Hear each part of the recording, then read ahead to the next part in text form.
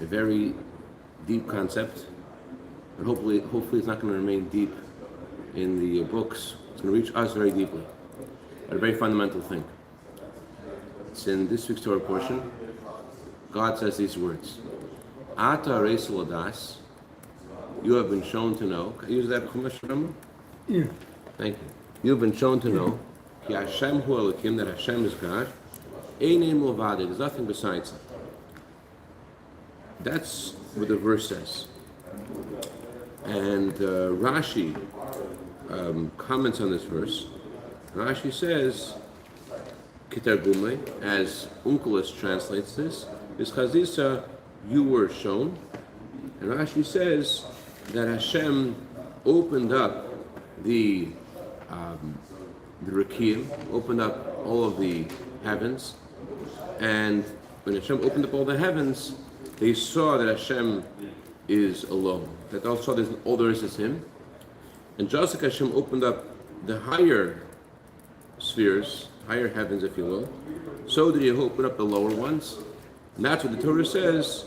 You have been shown to know that you are, etc. That Hashem is God and there's nothing besides Him. So that's how Rashi translates this pasuk. The problem is, there's several problems with this explanation of Rashi. Number one is like this. Rashi says, when did this happen? When did God show Himself to us in a way that we would know there's nothing besides Him? He showed Himself and He gave us the Torah.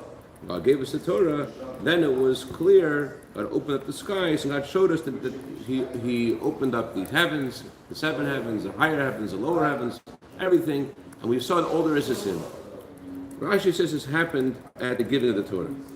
All other commentaries, not all, but many other commentaries say that this is not referring to the giving of the Torah, this is referring to the Exodus. We left Egypt. We saw the water turn into blood, and the frogs, and splitting the Red Sea. So all the miracles that we saw at that time showed us Hashem's truth.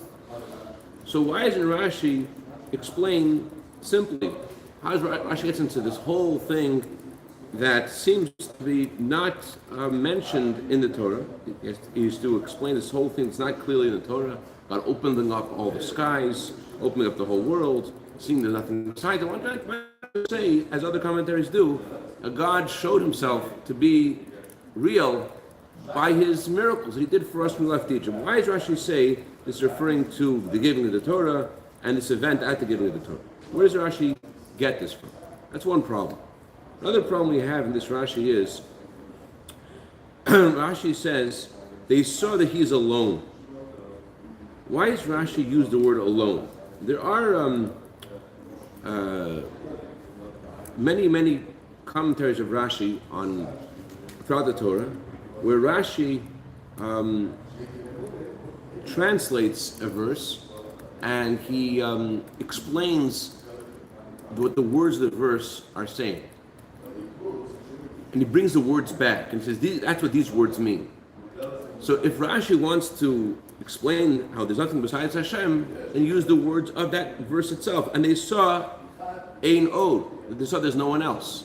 Why does Rashi use his own words? And they saw that He is alone. If Rashi is explaining the verse, Rashi should have brought back the words of the verse and say, and they saw that there's nothing besides Him, as the verse says. Also, Rashi ends off this commentary and he says, and that's why the Torah says, you have been shown to know. What's he adding by that last sentence? And that's why it says. He's explaining the verse. That's what the verse is saying. Why is he saying that's why it says, and you have been shown to know? What does that mean? Another problem is this. It says in the Torah, Rashi begins with the Aramaic translation. It's chazisa, you've been shown. So he's translating the word haresa. Haresa is translating it as the Aramaic translation. It's chazisa, fine. And then he explains the content of this verse, and he says, what's the content of this verse saying? That you have been shown to know. And he says, God opened up all the skies. He tore open the heaven, the higher realms, tore down the lower realms, and they saw there's nothing besides it. When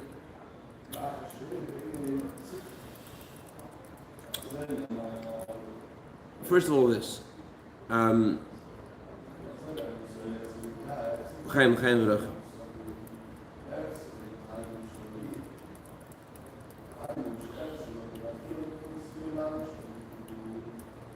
If Rashi wants to explain the content of the verse and also explain the translation of the verse, Rashi has a pattern for this throughout the Torah. He puts two different passages in his commentary, two different separate titles. One title for the words, one title for the content. So if that's what Rashi is doing here, he's explaining the translation and explaining the content, they should put them in two different passages, two different blurbs, if you will, of his commentary. Here is what the word means, here's what the content means. It's kind of like in Tanakh, there's two commentaries, Mitzudas Dav and Mitzudas Tzion. There's one commentary for the words, one commentary for the content. Rashi does both. When Rashi does both in the same exact verse, he puts them in two different passages, but here puts it in the same passage. So that's a few questions we have, but here's another big one. Rashi starts off with these words: God opened up the seven skies, opened up all the skies, then he ends off with, just like he tore open the top, the heavens, so too he tore down the lower realms. He starts off with the word open, continues with the word tear, rip. He ripped open the heavens, he ripped down the lower realms. Either he should use the word tear throughout his commentary, he tore open everything, or he should use the word open throughout his commentary. Why does he switch around and start off with the words, he opened up the seven skies, then he continues with, and just like he tore the, listen to the words of Rashi in Hebrew for a second. When God gave the Torah, he opened up the seven skies. Just like he tore open the higher realms, he tore down the lower realms. And they saw he's alone. Rashi starts off with the words, he opened up the seven skies, and he finishes with the words, just like he tore the higher realms, he tore the lower realms. What's going on? So, Rashi's problem is this. Rashi's issue is this. This is why he's making this unusual commentary. The issue is, if the Torah just means to say that we saw something, the Torah should have said, Atar Isa, you saw. If the Torah wants to say that God showed us something, then the Torah should have used the similar words the Torah uses in other places. Hishmiacha, Heracha, he made you hear, he made you see, he showed you something. So those words would have meant that God did miracles, God did wonders, and that's why we saw it. God showed us something. The nuance here in the verse is that God allowed us to see. It's not that he showed it to us. It's that he allowed us to see it. That means he did something, and as a result of what he did, then we saw it. It wasn't that he directly showed it to us. It's more like he allowed us to see something. That's why Rashi says, he translates this verse not referring to the miracles and wonders, because miracles and wonders are God showing you something. He's showing you a miracle. You're seeing something. So here Rashi says, no, it's not God showing you something. It's God opening up all of the skies. He's opening up, he's taking away what's blocking you from seeing. And because he's taking away the blockage, so therefore you are allowed to see. You have been allowed to see. I'm using the word you've been shown, but the way the Aramaic translation as chassidus means you have been allowed to look at this and see this. It's not about God showing you, it's about God taking away the obstacle which preventing you from seeing. So that's why Rashi says it's referring to something new, not referring to the miracles in Egypt, but he's referring to God showing us himself at Mount Sinai. Okay, so that explains why Rashi puts the Aramaic translation in the commentary, because he wants to say what's bringing me to this explanation. What's bringing this explanation is the way that Aramaic translations translates this verse correctly as not being directly showing you something, not something that you saw by yourself, but something that God has allowed you to see by taking away the obstacle. That's what Rashi begins with. So let's go further. What does Rashi say then? There are two ways of knowing godliness, knowing Hashem's truth. One is knowing Hashem's truth from within creation, and that is knowing Hashem's truth which is beyond creation. There's knowing Hashem's truth from within, and knowing Hashem's truth beyond the world, beyond creation. So the first thing Rashi says is pasach. What does pasach mean? To open up. Rashi wants to highlight that they saw the truth of Hashem in creation. Hashemayim Masapim created Kale. The heavens tell us the glory of Hashem, but do you see that in the heavens? Do you see the glory of Hashem, or do you just see the sky? So when God gave us the Torah, He opened up. He let us see what's beneath the surface of creation. And we saw the godly energy within creation. We didn't just see the sky and the earth. We saw the godly energy within creation. We saw something deeper. That's where Rashi begins with. Pasach land. He opened up for them. He made it possible for us to see what's beneath the surface. Ordinarily, the word olam, the word world, comes to the word helam, concealment. The world has in it this component of concealing godliness. As Chassidim say, Welt like, the world lies. The world says, I am, and really, the world is not a separate entity. So the first thing Rashi says is pasach. He opened up. He let us see what's beneath the surface. He let us see that which we ordinarily don't see. That's the first thing Rashi says. We knew godliness from within creation. But then Rashi adds a line. He says we also were privy to see godliness beyond creation. Godliness beyond creation is a truth that is the opposite of there being creation. What that means is, if you're in touch with Hashem's truth beyond creation, the world's existence is a contradiction to that truth. Because we're talking about Hashem as He is before the world, how He is beyond the world, and how He's not affected by creation. Hashem's truth as He is in Himself, not the way Hashem's truth is within creation, but Hashem's truth as He is to Himself, how He's unaffected by creation, and He is alone as He was before creation. It's a deeper, higher perspective.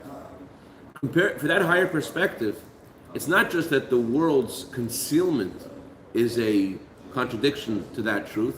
The world's existence is a contradiction to that truth. Because we're talking about a truth that is beyond creation. That's why Rashi veers from his original opening sentence where he says God opens up the heavens. And Rashi says He tears the higher realms, He tears the lower realms. The word tear is kind of like the halachic term for karag zardin, to tear. It's something which it's being broken here. Rashi starts with opening, then he continues on with breaking. Originally, Rashi is talking about the godliness within creation, therefore the right term is opening. But then Rashi starts talking about a truth which is beyond creation, and therefore Rashi says He tears. We're not talking about seeing the truth within creation, we're talking about a level where creation doesn't exist, all there is Him. So He tears just like He tears the higher realms, He tears the lower realms, Rashi says. What does that mean? From the perspective of God Himself, there's an expression by Chassidim, in a place where being coarse, where being more refined does make you closer, being more coarse doesn't make you more distant. If we're talking about a level of Hashem's truth where being more refined doesn't get you closer, being more coarse doesn't make you more distant. There's no difference between the higher or the lower realms. Let's go to the Arizal's teaching with Teza. You also the Arizal, which is relevant to this. The Arizal has introduced the concept of tzimtzum. That in order for there to be any talk of godly light, any talk of godly realms, there had to be this total dramatic change where Hashem completely hides His light. That's what tzimtzum is, Hashem hiding His light.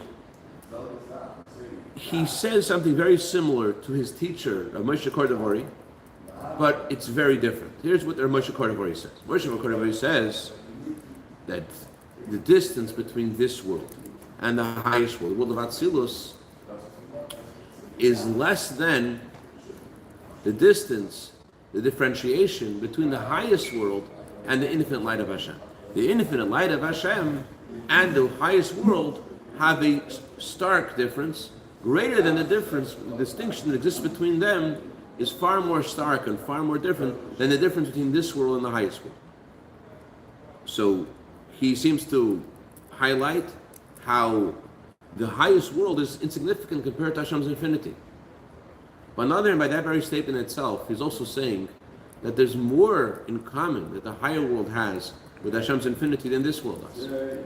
Yes, the difference between this world and the highest world is less than the difference between the highest world and the infinite light of Hashem, but this world is even more different than the infinite light of Hashem. So that it's not equidistant. It's not equidistant. This world is more insignificant, the infinite light of Hashem, than the higher world. The higher world is closer. But the Arizal says that compared to the infinite light of Hashem, the highest world and this world are the same. Because we're talking about infinity, there's no difference between the highest world and the lowest world, it's all the same. Rabbi Zalman Zezmer was a teacher of Hillel Parshat. Hillel Parshat used to say, I am like a cat compared to Rabbi Zalman Zezmer. And he said, I don't mean to say that I'm as distant from Rabbi Zalman Zezmer as a cat is from me. I want to say more. I want to say compared to Rabbi Zalman Zezmer, me and the cat are the same. Not that there's a difference between me and the cat, and that's as vast a difference. No. The cat and I are exactly the same compared. This guy is so beyond us, so beyond me, that I and the cat are the same. So he's probably a little bit exaggerating over there, but he was pretty high up there. His yard is actually the shabbos, the 11th above. Anyways, Rabbi Hillel Parshat was saying with those sentences, with that something similar to what Arizal was saying. Compared to the light of Hashem, the highest world, the lowest world, all the same. It's all insignificant. That's what Rashi means when he says, just like he tore the higher realms, he tore the lower realms. And then Rashi concludes with the words, Ata haresa. That's what the Torah says, you've been shown. What's Rashi saying with those words? And that's why it says you've been shown. What's Rashi adding? Rashi's adding the following idea. Rashi's saying that, Rashi's saying this. According to other commentaries, according to the way they explain things, Rashi is not, Hashem is not showing his own truth. Hashem is showing us miracles and wonders. With the miracles and wonders, we can then deduce who made those miracles and wonders. We're not seeing godliness itself according to the other commentaries. Atares, according to them, is referring to the miracles of the Exodus. What are we witnessing? We're witnessing miracles, we're witnessing wonders. Because of that, we know about Hashem's truth. But according to Rashi, what are the Jewish people experiencing? They're experiencing a revelation of Hashem himself. They're seeing godliness itself. They're seeing godliness within creation, seeing godliness which is beyond creation. They're not just seeing a proof to something else, they're seeing the truth itself.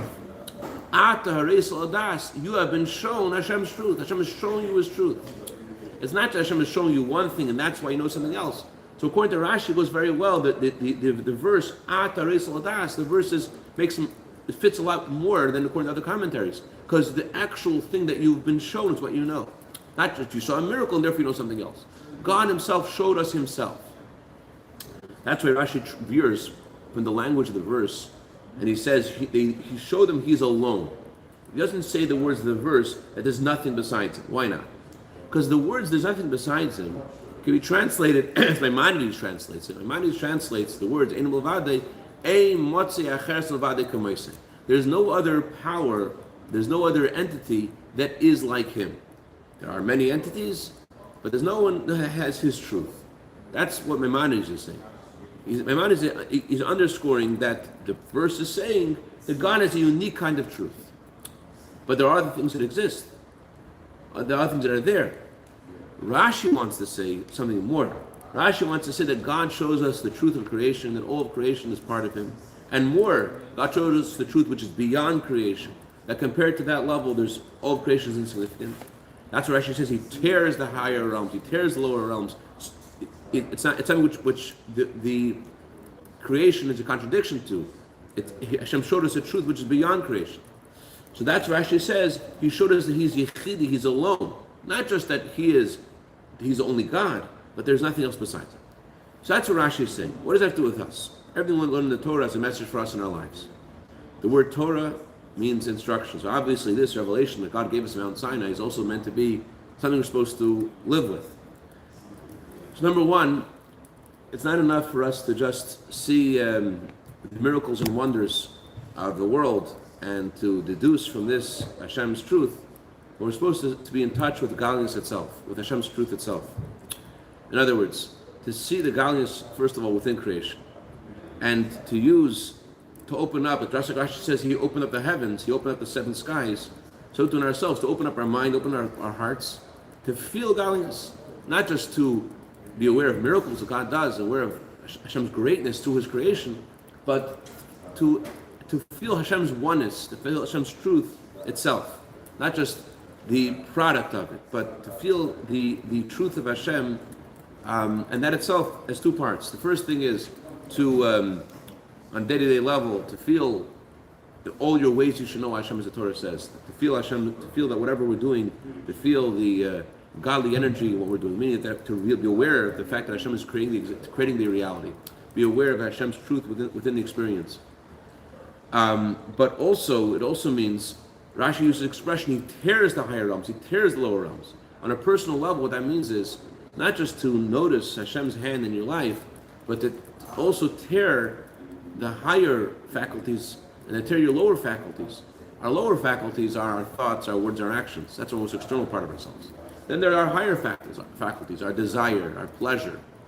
But then there's the essence of the Jew. The essence of the Jew is tshuva.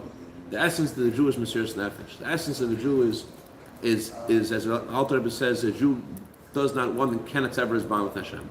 The power, the essence of the Hashem is such, so that there's no other choice. All there is Him. The essence of the neshama has this unshakable bond with Hashem that no matter what happens, a Jew is devoted to Hashem's will. So he tears the higher realms, doesn't matter what he wants. He tears the lower realms, it doesn't matter what he was thinking about before. He reveals the essence of his neshama, and he gives himself over to Hashem's will completely. That's the idea of tearing higher and lower realms in our lives. So this affects the way that we approach Torah mitzvahs. Because ordinarily you say, well, Hashem wants this, but what do I want, right? If tearing the higher realms, tearing lower realms means it doesn't matter what you want, but it also means something else. When you approach a situation, and it looks like the situation is such you can't get what Hashem wants to be done, so if you feel there are other forces in the world, then yeah, it's a good question. How is Hashem's will going to be manifest? It can't happen. It doesn't seem like it can happen. But if you tear the higher realms and tear the lower realms, if you know that He's Yechid, He's alone, all there is Him, then there can't be something that's stopping His will, because all there is Him. So as a result of being conscious of what this pasuk is telling us, that all there is Hashem, that makes us have a different kind of approach to the mitzvahs Hashem gives us. That we feel that there's nothing that can really stop us from achieving what Hashem wants us to. So what this verse tells us is, number one, it's about opening up our heart, opening up the heavens in ourselves, means opening up our heart and mind to feel Hashem's truth. Number two, ripping the higher realms, ripping the lower realms means to not reckon with our limitations and to try to get in touch with this, the essence of our neshama, which has this sense of Mesiras Nefesh, to get in touch with who we really are as Jews, that we're really devoted to Hashem's will. And number three, this verse highlights the idea of being in touch with Hashem in everything that you're doing, and realizing there's no obstacle that to fulfill Hashem's will. And this is very connected to coming Mashiach. What's coming Mashiach about? It's about revealing the truth of Hashem in all creation. On a personal level, that's what we're supposed to be doing today. To be conscious of this and to get in touch with this, and whatever what we're doing, to feel what's really going on, to feel the truth of Hashem in every experience. Okay, we'll stop here. Any questions or comments before we stop? A lot of questions. That's pretty deep. Pretty deep stuff, yeah. That's pretty deep. We gotta get out of Herschel's real estate over here. Abraham. Yeah. You put on the passcode for a second? Yeah.